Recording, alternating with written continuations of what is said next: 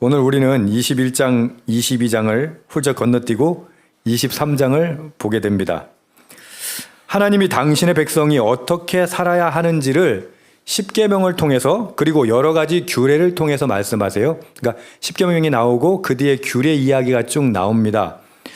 24장은 이 규례의 말씀을 이렇게 표현합니다. 여호와의 모든 말씀과 그의 모든 규례.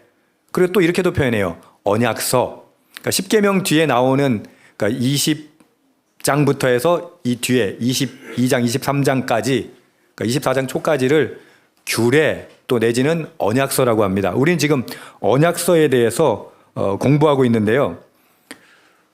언약서가 뭐 하는 걸까요? 규례가 뭐 하는 걸까요? 하나님이 하나님의 백성이라면 꼭 이렇게 살아야 돼라고 말씀해 주시는 겁니다. 그게 언약서인데 그럼 왜 하나님께서 이렇게 살아라고 하는데 건너뛰었느냐? 이유는 간단합니다. 이런 내용들이 나와요. 종의 몸값에 대한 규정. 여러분 종 가지고 있죠? 뭐 집집마다 종 한 20-30명씩 데리고 있죠? 아닌 것 같네. 그래서 건너뛴 겁니다. 당시의 사회 문화적 배경, 여러 가지 법률적 배경이 지금과 좀 달라요. 뭐 대표적으로 이런 게 있어요. 아이들 잘 들어. 부모를 치는 자는 반드시 죽이라 라는 규정이 있고요. 눈에는 눈, 이에는 이로 갚으라 라는 규정. 소가 사람을 받았을 땐 어떻게 해야 된다라는 규정이 있고요. 혼인에 관한 법 등 여러 가지 규정이 있는데 이게 그 당시에는 맞았는데 지금은 잘 안 맞아요. 그래서 21장, 22장을 건너뛰었습니다. 건너뛰면서도 우리는 마음이 편할 수 있는 이유가 21년도에 우리가 출애굽기를 갖다가 큐티를 했거든요. 그리고 조만간 또 큐티를 하게 될 거예요. 그때는 건너뛰지 않을 겁니다. 그런데 21장, 22장이 우리의 실정에 맞지 않기 때문에 건너뛰었습니다. 그렇다고 해서 이 규례, 하나님의 법이 그 정신이 잘못된 것이라는 건 절대 아닙니다. 우리하고 현실적으로 맞지 않지만 그것이 말하고자 하는 바, 그 원리는, 그 언약서의 원리는 똑같습니다. 오늘 본문이 그 언약서가 말씀하고자 하시는 정신을 잘 요약하고 있어서 사실은 23장도 건너뛸까 하다가 이거는 꼭 해야겠다 싶어서 23장을 보게 된 겁니다. 자, 언약서가 말하는 것, 하나님의 백성으로, 하나님의 자녀로 우리는 어떻게 살아야 하는가, 그 율법의 정신은 무엇인가를 오늘 함께 공부하도록 하겠습니다. 먼저 1절에서 3절 함께 읽겠습니다. 시작. 너는 거짓된 풍설을 퍼뜨리지 말며 악인과 연합하여 위증하는 증인이 되지 말며 다수를 따라 악을 행하지 말며 송사의 다수를 따라 부당한 증언을 하지 말며 가난한 자의 송사라고 해서 편벽되이 두둔하지 말지니라. 1절에서 3절까지는 송사, 다시 말해서 법정에서 이루어져야 할 정의에 대해서 이야기합니다. 자, 여러분 1절에서 3절 쭉 읽으면서 좀 특이하다 싶은 거 있나요? 대부분은 여러분 다 납득될 만한 것들이죠. 거짓된 풍설 퍼뜨리면 안 되죠. 악인과 연합해서 위증해서도 안 되고 다수를 따라 악을 행하지 말아야죠. 다수를 따라서 부당한 증언을 해서도 안 되죠. 근데 3절은 좀 특이해요. 3절 뭐라고 돼 있어요? 가난한 자의 송사라고 해서 편벽되이 두둔하지 말지니라. 하나님은 가난한 자, 약자 편에 서 계신 분이에요. 근데 뭐라고요? 가난한 자라고 해서 편들지 마. 그렇게 얘기해요. 왜 이렇게 얘기하시냐면 이것이 법정 정의를 실현해야 하는 것이기 때문입니다. 자, 한번 차근차근 한번 보죠. 첫 번째, 송사에 관한 것이라고 했어요. 법정에서 관한 것이라고 했는데 첫 번째 해야 될 것 무엇이라고 되어 있습니까? 거짓된 풍설을 퍼뜨리지 말라입니다. 하나님은 근거 없는 말을 퍼뜨려서 정의를 망쳐서는 안 된다라고 말씀하십니다. 이게 어디 법정만의 문제겠습니까? 우리의 삶에서 거짓말하는 것은 그리스도로서는 안 되는 일이죠. 그죠? 그런데 그럼에도 불구하고 우리가 좀 생각해 봐야 되는 게 그럼 과연 우리는 정직하게 말하고 있는가라고 하는 문제입니다. 여러분, 우리는 수없는 거짓과 풍문을 듣고 전달하며 살아갑니다. 여러분 요즘 들어서 더 심각한 거 있죠. 가짜 뉴스. 가짜 뉴스가 판치는 지금 시대가 아닙니까? 문제는 나도 모르게 거짓된 풍설을 만들어내고 그것을 유통하는 것이 우리 자신일 수 있다는 거예요. 확인되지 않은 사실, 근거 없는 막연한 추측으로 이야기를 만들고 퍼뜨리지 않습니까? 사실 우리 대화의 대부분이요, 이런 추측성 대화가 많아요. 근데 그 사람 말이야, 이러했던 것 같아. 저도 이렇게 얘기 들어보면은 대통령이 관저에서 이러이러한 일이 벌어지고 있대. 봤나? 들어봤나? 뭐 경호원이나 그 최측근이나 알 수 있는 이야기들이 다 풍설로 돌아요. 뭐 대통령 얘기뿐만 아니라 우리가 신앙생활 하면서도 다 그렇죠. 심지어 여러분들 사이에선 그런 얘기 안 하겠어요? 목사님이 이렇게 생각하고 있대. 그걸 어떻게 알아? 심지어는 가끔 그런 소문을 들을 때 보면 내가 그런 생각을 하고 있었구나 라고 느낄 때가 있어요. 무슨 얘기냐면 우리는 다 소설가예요. 나쁜 의미에서의 소설가예요. 있지도 않는데 이렇게 표정 살펴보곤 저 사람이 이러이러해서 기분 나쁜가 봐 라고 소설을 쓰고 그걸 또 전달해요. 그걸 또 들은 사람은 어떻게 해요? 그걸 또 증폭시켜요. 재생산하고. 여러분 어떠세요? 이건 명백한 거짓말이에요. 오늘 말씀대로 말한다면 거짓된 풍설이에요. 근데 우리는 어떻게 해요? 그 거짓된 풍설을 퍼뜨리며 살고 있다라고 말한다면 제가 너무 억측입니까? 여러분, 거짓된 풍설 퍼뜨리는 거 하나님이 절대 기뻐하지 않으십니다. 사실 이 말씀 드리기가 조심스러운 게 제가 지금까지 인생을 이렇게 살아보니까 저도 그런 면이 너무 많아요. 제가 또 예상을 잘하거든요. 나름대로 또 똑똑해가지고 또 예측을 잘하거든요. 근데 가만히 생각해 보니까 이게 여러분들에게 매우 안 좋은 영향을 끼쳤다라는 생각이 들어서 말씀 준비하면서 제가 좀 회개했어요. 여러분 앞으로 제가 그러지 않겠습니다. 앞으로 예상하지 않고 예측하지 않겠습니다. 그리고 거짓된 풍설, 남에 대해서도 이야기하는 것을 최대한 자제하겠습니다. 그러니 여러분들도 그렇게 해주실 수 있겠습니까? 아멘. 거짓된 풍설을 퍼뜨리는 사람 안 된다고 했죠? 그럼 어떻게 해야 돼요? 확인되지 않은 사실이라면 이야기하지 마십시오. 아니 확인됐다고 하더라도 좋은 이야기가 아니라면 퍼뜨리지 마십시오. 왜요? 하나님이 기뻐하지 않으시기 때문입니다. 교회 공동체가 어려움을 겪는 대부분의 이유도 이런 겁니다. 여러분 교회가 왜 혼란을 겪어요? 아니면 다른 공동체들이 왜 혼란을 겪어요? 소설가들이 많아서 그래요. 자기의 생각, 자기의 관점, 그걸 가지고 사람들을 이간질시키지 않습니까? 저와 여러분이 이 부분에 대해서 어렵지 않은 거니까 입을 좀 다물었으면 좋겠습니다. 좀 더 무거웠으면 좋겠습니다. 왜요? 하나님이 원하시는 것이기 때문입니다. 두 번째도 마찬가지인데 거짓말과 관련되어 있습니다. 악인과 연합하여 위증하지 말라는 것입니다. 죄인의 편에 들어서 거짓 증언하지 말라고 하는 것입니다. 이것도 당연하죠. 아이고 누가 악인 편 들어서 위증하겠어요 라고 생각하죠. 저도 그렇게 생각했어요. 오늘 말씀 준비하면서 이런 생각했어요. 나는 그래도 적어도 악인 편에 들어서 위증한 적은 없어. 근데 가만히 생각해 보니까요. 여러분 악인이라고 생각하지 않았던 사람들 있잖아요. 친척들, 가까운 친구들, 또 가까운 사람들 법정을 문제 있을 때 저도 증인이 되고 저도 탄원서도 써주고 저도 그 사람의 무죄를 증명하기 위해서 애쓴 적이 있거든요. 근데 문득 이런 생각이 드는 거예요.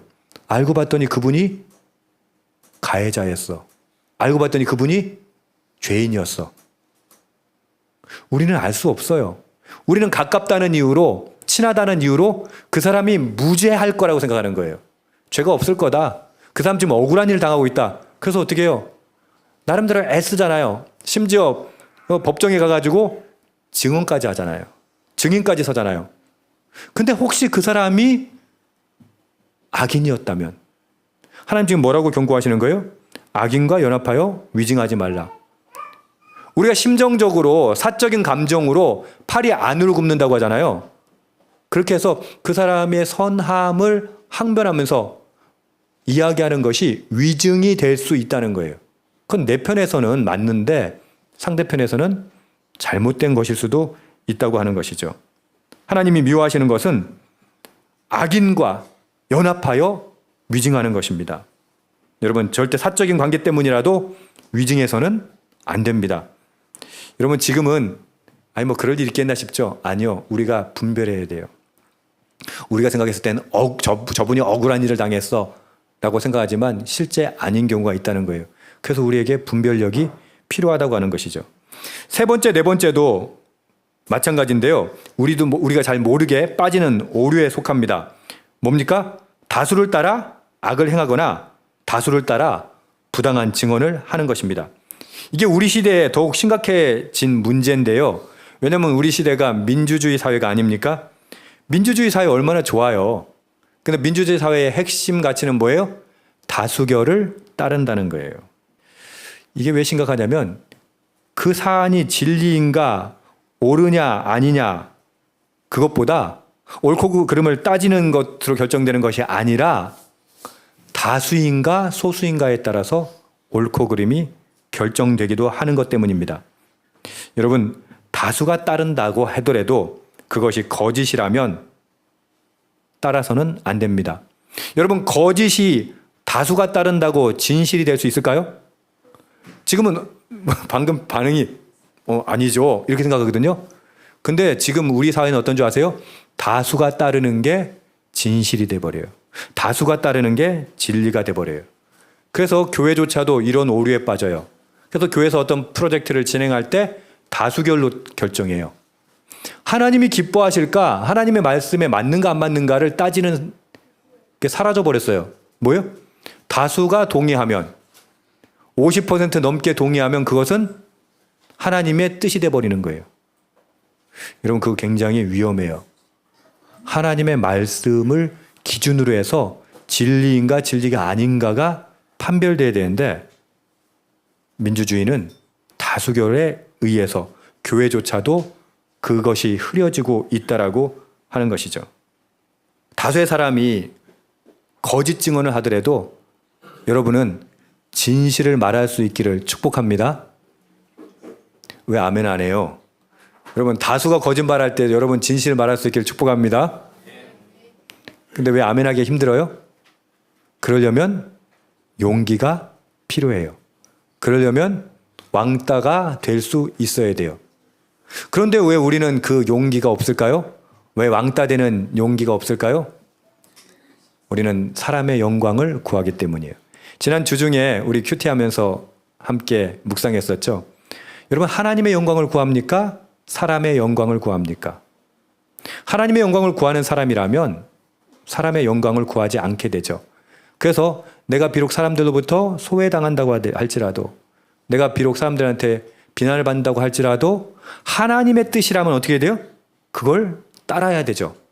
근데 저도 마찬가지고 우리는 비겁해요. 그래서 가만히 보고 있어요. 어느 쪽이 더 다수가 되는가를. 그리고 어떻게 해요?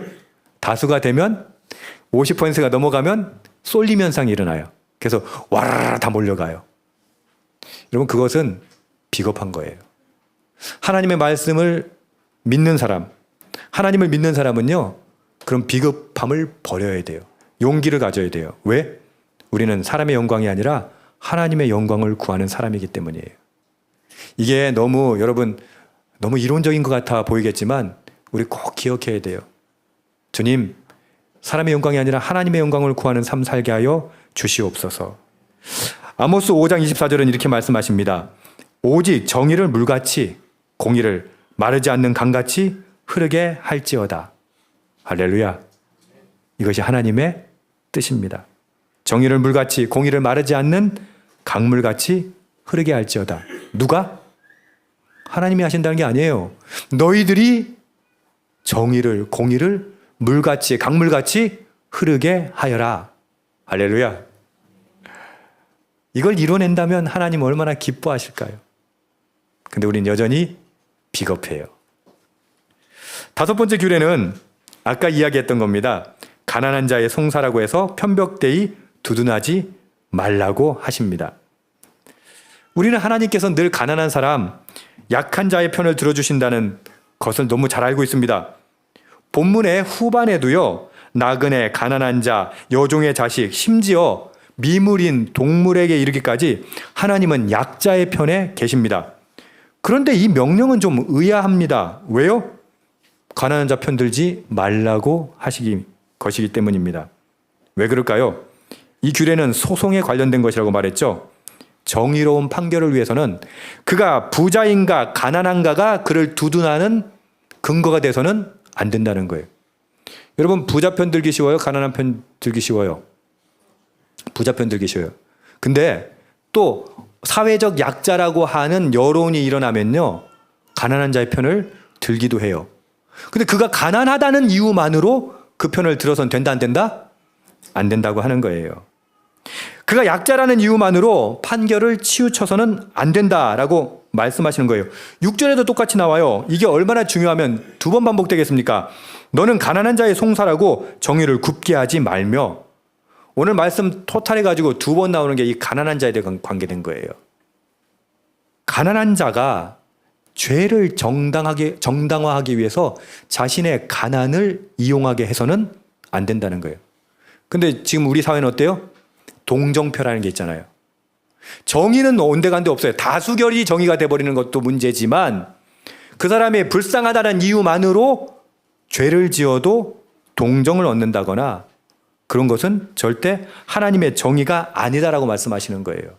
하나님의 공의가 아니다라고 말씀하시는 거예요. 이 항목들을 요약해보면 이렇습니다. 세상은 팔이 안으로 굽는 거를 용납합니다. 눈 감아줍니다. 악한 일이라도 다수의 의견이 되면 정당해집니다. 죄라도 너무 가난해서 지는 죄는 동정을 받습니다. 그러나 하나님은 그렇게 말씀하지 않으십니다. 왜요? 선은 선이고 악은 악이기 때문이에요. 근데 그게 사라진 시대를 살고 있다는 거예요. 그러니까 선악의 기준이 사라지니까, 하나님의 말씀이 사라지니까 다수결, 동정, 팔이 안으로 굽는 것, 이것이 지금 법치가 돼버렸다고 하는 것이죠. 그리스도인의 기준은 최대 다수의 최대 행복을 말하는 공리주의가 아닙니다. 다수결을 따르는 민주주의도 아닙니다. 우리의 기준은 공의로우신 하나님의 말씀에 있습니다. 믿으십니까? 근데 우리 시대의 가장 큰 문제는 뭐예요? 그 말씀을 안 보니까, 안 읽으니까. 여러분, 말씀을 제대로 알아야 돼요. 그래야 하나님의 공의, 하나님의 정의를 제대로 알 수 있는 겁니다. 자, 그것이 정의에 관계된 것이라면, 법률에 관계된 것, 송사에 관계되고 법정, 정의에 관계된 것이라면, 그러면 도덕적 기준에 대해서 생각해 보아야 합니다. 여러분, 도덕적 기준도 그리스도인은 달라야 합니다. 세상 사람들이 이해 못하는 높은 차원의 도덕성을 가져야 합니다. 저는 어렸을 때부터 아주 못된 소리 듣고 자랐어요. 예전에 목사님들이 이렇게 얘기하셨거든요. 기독교는 도덕 종교가 아니다, 이렇게. 그래가지고 지금 여러분 지금 벌어지는 일들 보세요. 기독교인들이 얼마나 비도덕적으로 합니까? 그래놓고는 하나님 뜻이래요. 제 멋대로 행동해놓고는 그게 하나님의 뜻이래요. 여러분, 그게 맞는 말이에요? 여러분, 오늘 말씀 잘 보십시오. 도덕적 기준이 어떤 줄 아세요? 세상 것과는 비교할 수 없을 만큼 높아요. 어쩌면 그저 예전에 말씀하셨던 목사님들이 맞긴 맞아요. 기독교는 도덕적 종교가 아니야. 종교 중에서도 윤리적인 종교가 아니야. 맞을지도 몰라요. 왜요?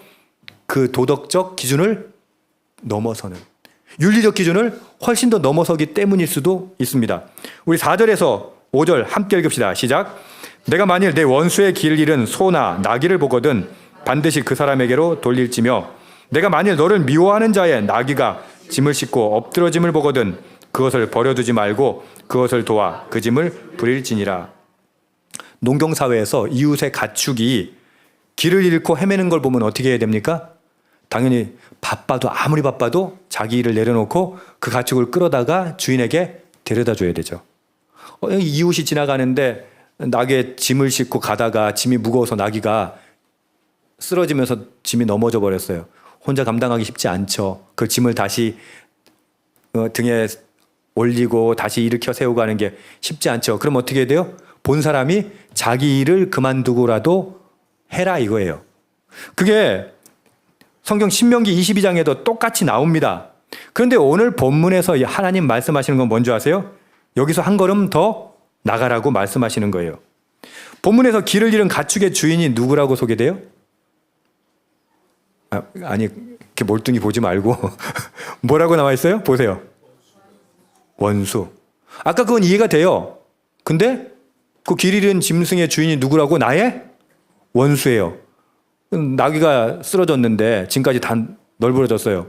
근데 그걸 도와줘야 되는데 그 주인이 어떤 사람이라고? 나를 미워하는 사람. 어때요? 굳이 그 정도까지는 할 필요 있어요? 없어요? 없어요. 할 필요 없는 것뿐만 아니라 여러분 할 의사가 없어요. 근데 성경 뭐라고 얘기해요? 원수의 짐승이라도 돌려주고 나를 미워하는 사람의 공경에 빠졌을 때 도와주라고 말씀하세요. 세상의 룰까지 말하고 세상의 도덕까지 말하면 앞에까지는 할 수 있어요. 그거 안 한다고 욕하지 않아요. 근데 성경은 뭐라고 얘기해요? 앞에까지 수준이 아니라 원수에게 나를 미워하는 사람에게도 그렇게 하라. 이것이 하나님의 룰입니다. 누가복음 6장 27절에서 28절은 이렇게 말합니다. 그러나 너희가 듣는 자에게 내가 이르노니 너희 원수를 뭐하며?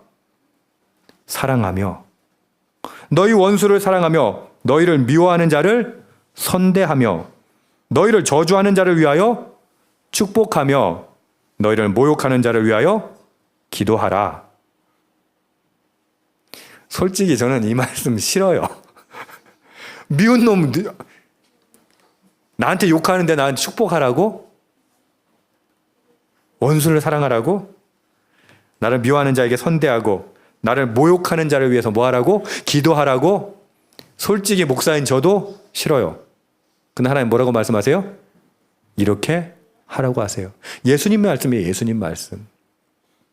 원수 사랑해. 미워하는 자를 선대해. 저주한 자를 위해서 축복해. 너 모욕하는 자를 위해서 기도해. 세상의 기준으로는 도무지 이해하지 못합니다. 혹시 이렇게 하면 세상 사람들 뭐라고 할까요? 칭찬할까요? 아니요. 오히려 미쳤냐? 너 등신이냐? 이런 소리 들을 거예요. 여러분들 예수 믿으면서 그런 소리 가족들한테 못 들었어요? 너 미쳤냐? 너 등신이냐? 너 바보야? 근데 하나님은 그렇게 바보가 되라고 우리에게 말씀하십니다. 우리의 행동 기준이 사적인 감정, 관계가 아니라 우리의 행동 기준이 하나님의 말씀, 하나님의 공의에 있기 때문이라고 말씀하시는 거예요. 로마서 12장 21절 이렇게 말씀하시죠. 악에게 지지 말고 무엇으로? 선으로 악을 이기라. 이게 하나님 원하시는 거예요. 물론 다시 말씀드리지만 저도 이게 힘들어요. 악은 악으로 이겨야지 왜 내가 선으로 악을 이겨? 그죠? 근데 그게 하나님이 원하시는 거예요. 7절, 8절 함께 읽읍시다. 시작. 거짓짓을 멀리하며 나는 악인을 의롭다 하지 아니하겠노라. 너는 뇌물을 받지 말라. 뇌물은 밝은 자의 눈을 어둡게 하고 의로운 자의 말을 굽게 하느니라. 무죄한 자와 의로운 자를 죽이지 말라. 여러분 거짓은 무죄한 사람, 의로운 사람을 죽게 하는 일이에요. 아니 난 죽인 일이 없는데요. 아니요. 나는 악인을 의롭다 하지 아니하겠노라. 하나님 우리에게 말씀하세요. 너희가 지금 생각하는 도덕적 기준, 그거는 세상적 기준에 지나지 않아. 내가 원하는 기준은 악인을 사랑하는 거야. 그렇지 않으면 너희가 뭐다? 악인이다 라고 말씀하시는 거예요. 뇌물 받지 말라고 하세요. 여러분 제가 부탁할게요. 뇌물 받지 마세요. 뇌물 받지 마세요. 왜 아멘 하는 줄 아세요? 뇌물 받아본 적이 없거든. 나 뇌물 받을 위치에 안 있거든. 그러니까 뱃속 편하게 아멘 그러는 거예요. 근데요, 불이한 이익이 있어요. 직장생활 하다 보면요, 불이한 이익이 있어요. 적어도 여러분이 그리스도인이라면 그런 불이한 이익을 얻지 마세요. 부당한 이득을 취하지 마세요. 뇌물 받지 마세요. 여러분 아멘 할 수 있었던 이유가 뭐였다고요? 뇌물 받을 만한 위치에 안 있었기 때문에 그래요. 근데 뇌물 받을 만한 위치에 되면 어떻게 돼요? 그거 받아요. 그게 얼마나 나쁜 줄 아세요? 사람을요 비겁하게 만들어요. 사람을요 얄팍하게 만들어요. 그게 왜 위험하냐면 그게 자녀들에게 똑같이 전이 돼요. 여러분 눈치 보며 살고 싶으세요? 여러분 그냥 받지 마세요. 취하지 마세요. 부당한 이익을 취하지 마세요. 그럼 어떤지 아세요? 내가 당당해요. 내가 당당하면 어떻게 해요? 우리 아이들도 당당하게 하나님 말씀대로 살아갈 수 있어요. 자라날 수 있어요. 근데 우리는 그것이 나의 내면을 썩히고 있다는 사실을 깨닫지 못하는 거죠. 비겁하고 비열하게 살지 마십시오. 정정당당하게 사십시오. 9절부터는 사랑에 대한, 특별히 약자에 대한 배려에 관계된 이야기입니다. 세상의 역사는 어떻습니까? 약자를 착취하고 이용하는 역사죠. 주종관계가 그러했고 노예제도가 그러했고 제국의 식민제도가 그렇게 약자를 착취했죠. 약자는 그저 강자의 먹잇감일 뿐이었습니다. 그것이 세상의 질서고 세계 질서였고 지금도 달라지지 않았습니다. 9절에서부터 10절, 11절까지 함께 읽읍시다. 시작. 너는 이방 나그네를 압제하지 말라. 너희가 애굽 땅에서 나그네 되었은즉 너는 6해 동안은 너의 땅에 파종하여 그 소산을 거두고 7째 해에는 갈지 말고 묵혀두어서 내 백성의 가난한 자들이 먹게 하라. 그 남은 것은 들짐승이 먹으리라. 내 포도원과 감람원도 그리할지니라. 성경에서 약자를 대표하는 세 부류가 있습니다. 여러분 잘 아시죠? 고아와 과부와 나그네입니다. 고대 사회에서 이들은 약자 중에 약자였습니다. 복지제도라는 것이 없었을 당시 그들은 하루하루 생존 자체가 애써야 살 수 있는 상황이었습니다. 하나님은 우리가 이런 이들에게 어떻게 대해야 하는지를 오늘 말씀하십니다. 전제는 너희도 나그네였다는 겁니다. 너희도 뭐였다? 나그네였다. 너희도 죄인이었다. 너희도 죽을 수밖에 없는 사람들이었다. 그런데 구원해 주었다. 복음을 받았다는 관점에서 우리 중에 누구도 예외가 없습니다. 나그네의 사정을 헤아리고 그들의 궁핍을 돌보라고 말씀하십니다. 그 첫 번째 방식이 안식년입니다. 6년 동안은 파종하고 애써서 농사 지어야 돼요. 근데 7년째는 어떻게 해야 돼요? 파종하면 안 돼요. 농사를 지어서 안 돼요. 그렇다고 밭에서 뭐가 안 자라지는 않아요. 왜냐하면 그 전에 지금과 하고 농법이 다르기 때문에 그 전에 씨들이 남아있고 하기 때문에 또 자라요. 그러니까 내가 농사 지은 것이 아니기 때문에 내 땅이라고 하더라도 소유권을 주장할 수 있다 없다? 없다라고 말하는 거예요. 근데 현대사는 어떻게 해요? 지 거지 뭐. 왜 이렇게 하세요? 가난한 자들, 그들을 위해서 놔두라는 거예요. 그러니까 네가 잘하는 것이 네 노력이 아니니까 네 거 아니야. 이건 누구 거야? 나그네 거야. 심지어 미물인 들짐승도 먹게 해야 돼 라고 말씀하세요. 그럼 이렇게 생각할 수 있죠. 그럼 뭐 하나도 안 자라면 어떡해. 근데 여기에 뭐가 포함된다고 아까 마지막으로 11절에 읽으셨어요? 포도나무와 올리브나무도 이 안에 포함돼요. 포도나무 그거 가지치기 안 한다고 그 해 안 자라요? 올리브 안 자라요? 당연히 물론 관리한 것보다는 좀 덜 자라지만 당연히 자라죠. 그건 누구 몫이다? 가난한 자의 몫이다라고 말씀하고 있습니다. 안식일도 마찬가지입니다. 엿새 동안 내 일을 하고 7째 날은 쉬라. 소와 나귀가 쉴 것이며 하나님 지금 미물인 소와 나귀도 쉬게 하시는데 초점이 있어요. 내 여종의 자식과 나그네가 숨을 돌리리라.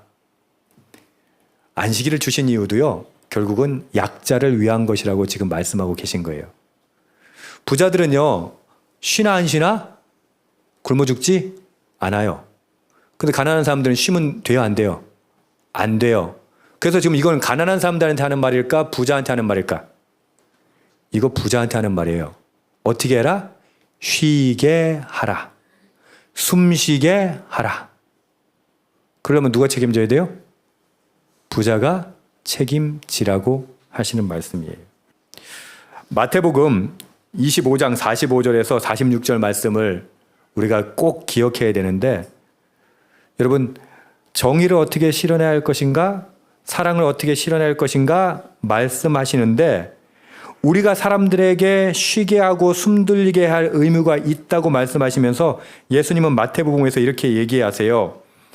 내가 진실로 너희에게 이르노니 이 지극히 작은 자 하나에게 하지 아니한 것이 곧 내게 아니한 것이다.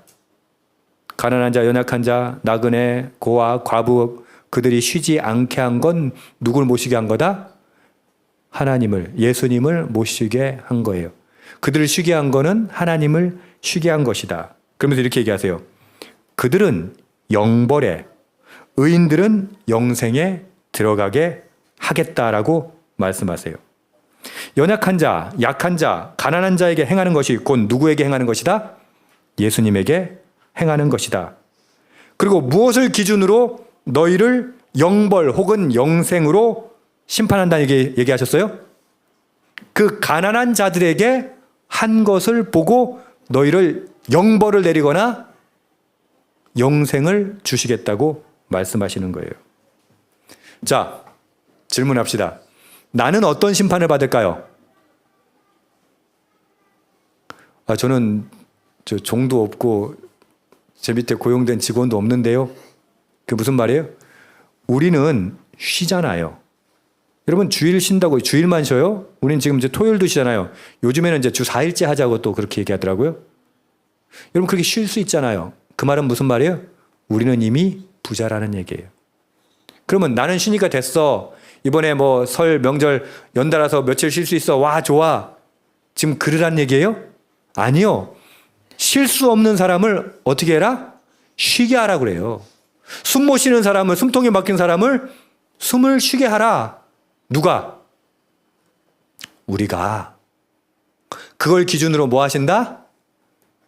심판하신다. 이게 되게 기분 나빠하네. 여러분 그걸 기준으로 심판하세요. 교회 얼마나 열심히 나왔나 그런 걸로 심판하는 게 아니고 가난한 자들, 그 다음에 아까 열거됐던 그런 공의, 하나님의 정의를 실천하는가, 사랑을 실천하는가, 그걸 기준으로 뭐 하신다? 빨리 대답해요. 그걸 기준으로 뭐 하신다? 심판하신다. 불편하죠. 여러분 교회에 왜 헌금한 줄 아세요? 교회가 왜 헌금 모아야 돼요? 가난한 자들 돕기 위해서, 연약한 자들 돕기 위해서 그거 하는 거예요. 그럼 교회가 어떻게 돼야 돼요? 가난한 자, 연약한 자 도울 수 있도록 건강해야 될 거 아니에요. 죄송한 얘기지만 지금 그런 교회들이, 그 건강한 교회들이 점점 줄어들고 있어요. 그 돈으로 뭐예요? 죄송해요. 자꾸 이렇게 얘기해서. 지들 뭐 건물 얼마나 잘 짓는지 몰라. 지들 뭐 차는 얼마나 잘 사는지 몰라. 땅은 얼마나 잘 사는지 몰라. 근데 어떻게? 가난한 자, 어려운 자. 결국 교회가 그 모양, 우리 교회도 마찬가지예요. 그 모양 그 꼴로 산다면 우리 교회는 하나님으로부터 영벌을 받을 것 같아요? 영생을 얻을 것 같아요? 영벌이에요. 근데 그걸 생각하지 않는 것이죠. 말씀 정리합니다. 그리스도의 재림으로 하나님 나라가 완성되기까지 이 땅은 완전한 사랑도 완전한 공의도 이루어질 수 없습니다. 결코 이 땅은 공의롭지 않을 거예요. 사랑이라고는 없을 거예요. 그래서 하나님이 우리에게 말씀하시는 거예요. 너희가 말씀에 순종함으로 그 나라를 이뤄내라. 하나님의 나라를 이 땅에 이뤄내라. 공의를 이뤄내라. 사랑을 이루어내라. 라고 말씀하시는 거예요. 거짓된 세상에서 진리를 말해라. 다수결을 넘어선 선의 기준을 제시하라. 부자든 가난한 사람이든 하나님의 뜻을 따라 살도록 하늘의 기준을 보여주어라. 나를 미워하는 원수라도 그를 돕고 고아와 과부, 나그네를 사랑하고 섬겨라. 그들이 먹고 쉴 수 있게 하라. 이를 위해서 이 세상이 성경적인 하나님의 말씀에 근거한 세상이 될 수 있도록 힘쓰고 애써라. 자, 마지막으로 질문합니다. 이것을 위해서, 정의와 공의가 흐르게 하기 위해서, 사랑이 흐르게 하기 위해서 도대체 우리는 무엇을 하고 있는가 물어야 합니다. 여러분, 정의와 사랑이 흐르도록 도대체 무엇을 하고 계십니까? 원수를 사랑하려면 지금 내가 무엇을 해야 합니까? 약자를 위해서 지금 하고 있는 일은 무엇입니까? 우리 스스로 묻고 대답해야 합니다. 하나님의 정의와 사랑이 저와 여러분을 통해서 이 땅에 강물처럼 흐를 수 있기를 간절히 기도하고 주님의 이름으로 축복합니다. 아멘. 기도합시다.